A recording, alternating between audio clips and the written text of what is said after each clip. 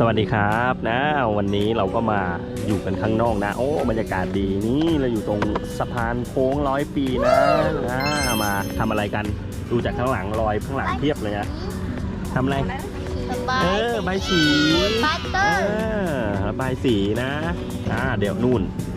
ที่ระบายสีนู่นเดี๋ยวเราไปเอากันแล้วจะมีของกินด้วยเนี่ยมีของกินด้วยเอาอะไรบ้างเนี่ยพี่วินเอาชาเย็นใช่ไหมน้องเปาอะไร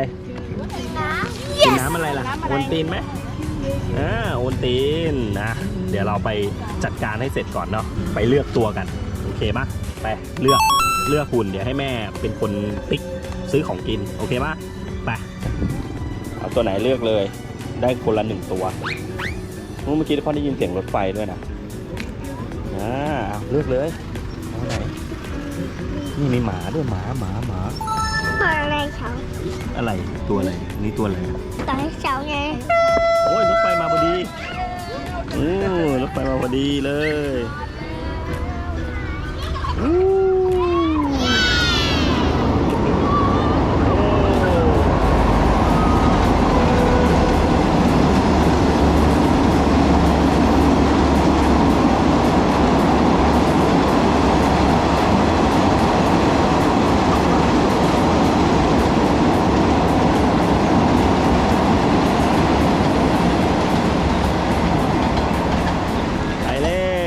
ไปแล้วเรามาเลือกกันต่อพี่วินนี่มีเต่าทำไหมเต่าตัวไหนนี่ฝั่งนี้ตัวเยอะแยะเลยเนี่ยนี่ที่ตัวอะไรอ่ะเอเลี่ยนเอเลี่ยนอะไรนี่เลยเฉาเลยเอาไหมเอาตัวนั้นไปอ๋อไม่รู้อ่ะเนี่ยมันเป็นในเฉาด้วยในเฉาด้วยเอาไปเอาเปานี้เอานี้ไหมเอานี้ไปที่โต๊ะเลยลูกไปพี่วินตัวไหนได้ยังนี่เป็ด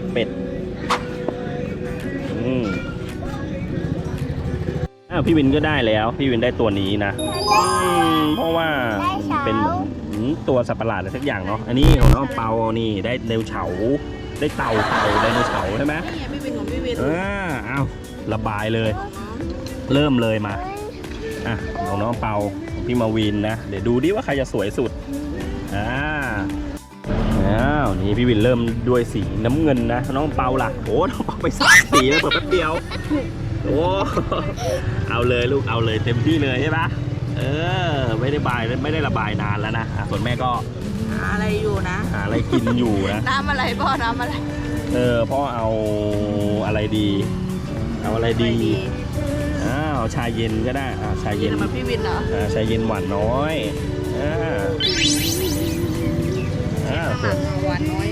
พี่วินข้างหลังเป็นสีอะไรน้ำเงินทำไมจะคิดว่ามันเป็นสีน้ำเงินข้างหลังจำได้ยินจำได้เหรอตัวอะไรเนี่ยไม่รู้ตัวอะไรเพราะว่ามันเหมือนตัวการ์ตูนอยู่ในการ์ตูน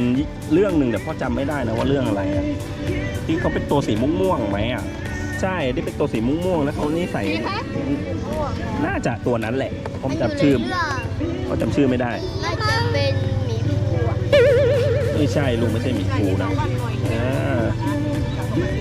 จำได้เป็นตัวน้องเปาสีขาวด้วยหรอโอ้เต่าดึกดำบรรพ์ใช่ป่ะของน้องเปา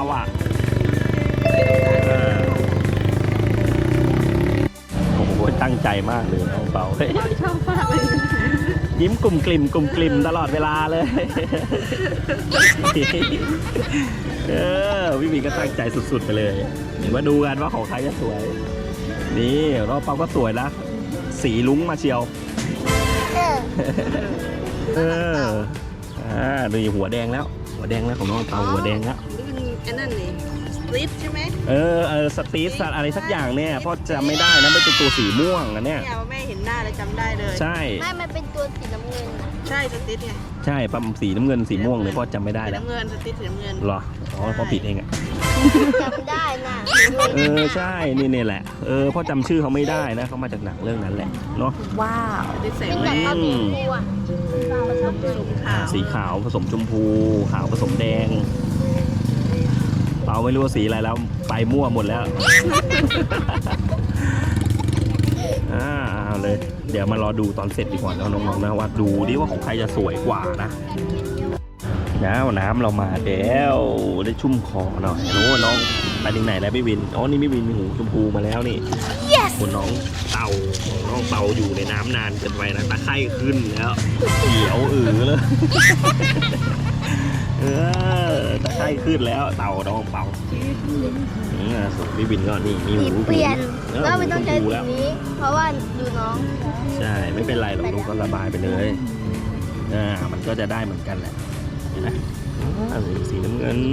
เข้มมาก นี่เราเหลืออะไรบ้างแม่ที่เราสั่งไปเมื่อกี้ มีนักเก็ต นักเก็ตขนมปัง ปังสองอย่าง โอเคได้เราลองท้องกันเนาะเดี๋ยวเราค่อยไปกินข้าวกันไอเนี่ยพ่อลืมบอกไปว่าที่พ่อแบบหายไปเนี่ยที่ช่องน้องไม่ค่อยได้ลงอ่ะคือพ่อไม่สบายนะ ตั้งแต่วันศุกร์ตั้งแต่วันศุกร์ก่อนสงกรานต์นั่นคือลากยาวมาจนถึงเนี่ยจนถึงวันนี้เลยนี่ของเราได้แล้วพ่อเลยไม่ได้ถ่ายคลิปนะแล้วพอไปสงกรานต์กลับมาก็หนักกว่าเดิมอีกทีนี้ก็เลยหยุดพักร่างกายตัวเองเนาะอุ้ยขนมปังน่ากินจังเลยนี่นักเก็ตน้องเป่ามาแล้วโอ้เดี๋ยวไปใกล้ตรงนั้นอย่าไปใกล้ตรงนั้นเดี๋ยวสีหกโอเคนี่ขนมปังชอบมากเลยขนมปังเลยไม่ใส่นมนะนี่ไม่ใส่นมเดี๋ยวเรามารอดูตอนเสร็จกันเลยน้ำเปากินไหมนี่นักเก็ตนี่ของน้องเปาใกล้เสร็จแล้วโอ้นี่ของพี่วินของพี่วินเหมือนอยู่ แต่ย้อยเลย สติ๊ดหรือเปล่าไม่รู้ว่าไม่แน่ใจชื่อนะ ปกติแม่มีตัวใหญ่มากอยู่เป็นตุ๊กตา ใช่ไหม ปึ้มเลย แล้วไปไหนแล้วตอนนี้แม่กินไปแล้ว นี่เต่าตะไคร่น้ำของน้องเปาใกล้เสร็จแล้วโอ้โหเขียวดำนะแช่น้ำนานนะไม่ค่อยได้ขึ้นมาบนบกใช่ไหมตะไคร่เต็มหลังเลยนี่พี่มาวินโอ้เหมือนอยู่ใช้ได้นะนี่นี่ของว่างนะพร้อมหรือยังนี่กินไหมนะ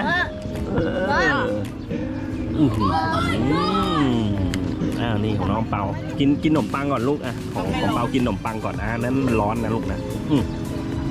กินขนมปังก่อนไม่ค่อยกินนะค่อยกินเสียหกไม้จริงอร่อยอยู่เนาะพอกินบ้างอร่อยอยู่โอ้เสร็จแล้วของน้องเปาเต่าอะไรเต่าตะไคร่น้ำเต่าเขียวไม่ใช่นะมันคือเต่างอยพี่วินบอกเต่างอยนะตอนนี้ก็เติมพลังไปก่อนพี่มาบินหน่อยดูดิหันไหมพ่อดูหน่อยหันมาแบบเมื่อกี้โอ้พี่วินก็จะเสร็จแล้วโอ้สวยนี่ของน้องเต่าก็เสร็จไปที่เรียบร้อยแล้วนะเต่าเขียว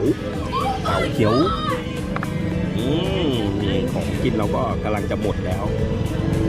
โอ้บรรยากาศดีนะน้องมีริมน้ำเลยนี่พ่อให้ดูนี่ไงนี่รางรถไฟเมื่อกี้ที่รถไฟมานะโอ้นั่งบรรยากาศดีตอนนี้อากาศเย็นๆลมมาเบาๆนะดีนั่งในบ้านไม่ร้อนเนาะนี่มานั่งชิวๆเป่าแห้งนะเป่าให้แห้งอยู่นะเอาหิวเหรอ จะทำจุด อร่อยไหม ทำจุดด้วยโอ้โหรายละเอียดเยอะแยะมากมายนี่เหลือชิ้นเดียวใครจะเป็น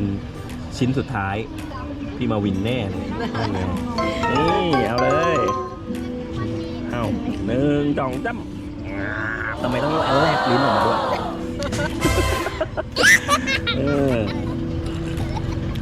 เป่า โอ้มิววินสวยนี่กันแล้วครับก็จะประมาณนี้เลยเนาะยังไงคลิปนี้เราขอลาไปก่อนเนาะยังไงก็ฝากกดไลค์กดแชร์กดติดตามช่อง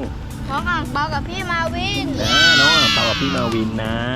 โอเคบ๊ายบายเปาบ๊ายบาย